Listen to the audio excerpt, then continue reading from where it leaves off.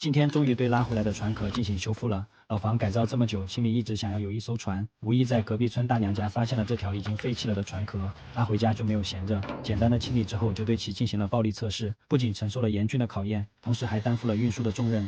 中途虽然有漏水的情况，但都在能控制的范围内，也算为湖边保坎修复提供了无可替代的保障。我想是时候让它重获新生了。在门口找了一块地势平整的地方，先把船拉上岸。就我和老爸两个人显然也是无能为力，只能利用保坎上方的树作为锚点固定钢绳，再把手拉葫芦固定在钢绳上，挂钩拉着船头。为了方便改造完之后下水，又找了圆木棍垫在船的下方。现在看看能不能成功上岸。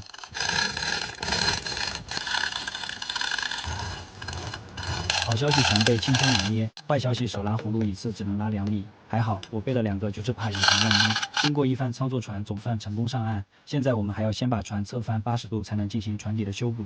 刚刚在船底垫的大圆木就起到了关键的作用。船底是倒三角的形式，现在我们只要往一侧倾斜，再用木棍支撑着船底，就能让船保持倾斜的状态。应该没问题。减压环节来了。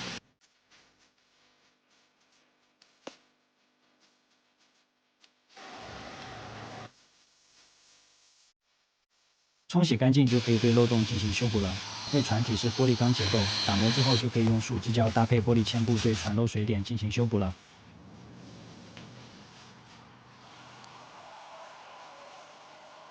吃饭了。好，马上还有一点点。你干嘛呀？电动工具不收吗？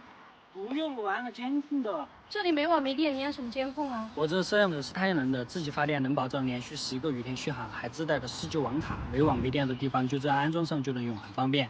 这么高级，方便清晰吗？这是海康威视大品牌，品质过硬。你看这400万像素多清晰，手机不仅能随时查看实时画面，有人出现还能实时给我手机发送报警消息，也能通过手机远程对讲谈话。院子里的监控和刚刚的不一样啊。院子里是球形摄像头，也自带了4G 网卡，而且它有2个镜头，上面的可以看整个院子，下面的镜头能360度旋转，不错过任何细节。夜晚也能全彩画面，非常适合看家护院。船身最多的都是这种洞眼，漏洞不大，但分布范围广。每次调配树脂原料只能一点点的调配，调配多了还没等你用完已经凝固了，调配少了遇到这种大面积的又得调多次。船还有一个比较严重的问题是船舷的螺丝已经生锈腐蚀，很多地方都已经裂开，只能试试能不能重新打孔进行固定。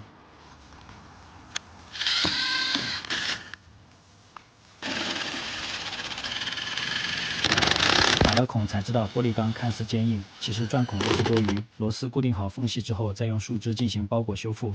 底部和侧面要预防清水，一个洞就要修补重复处理几次才行。正面的不用防水就要简单很多，只需覆盖一次再找平就可以了。船舷的缝隙我看以前像是用原子灰来填补的，我也试着调配看看。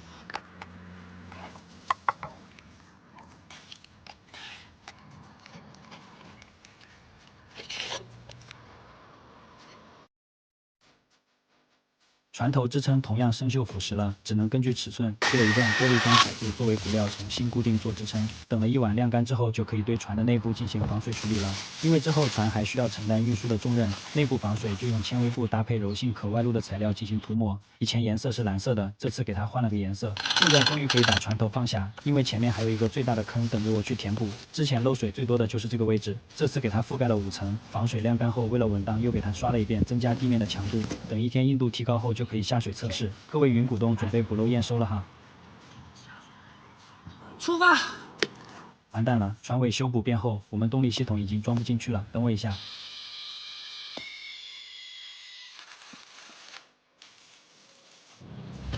马上我们就出发。空载肯定不能检验修补成果，我们还是在湖边装一船石头满载看看。差不多。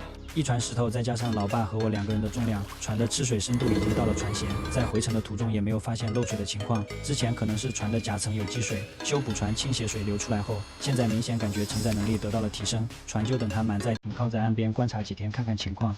如果没有问题就可以打磨上漆了。各位云股东觉得什么颜色适合这艘船？大小也是一艘船，你们给它取个名字吧。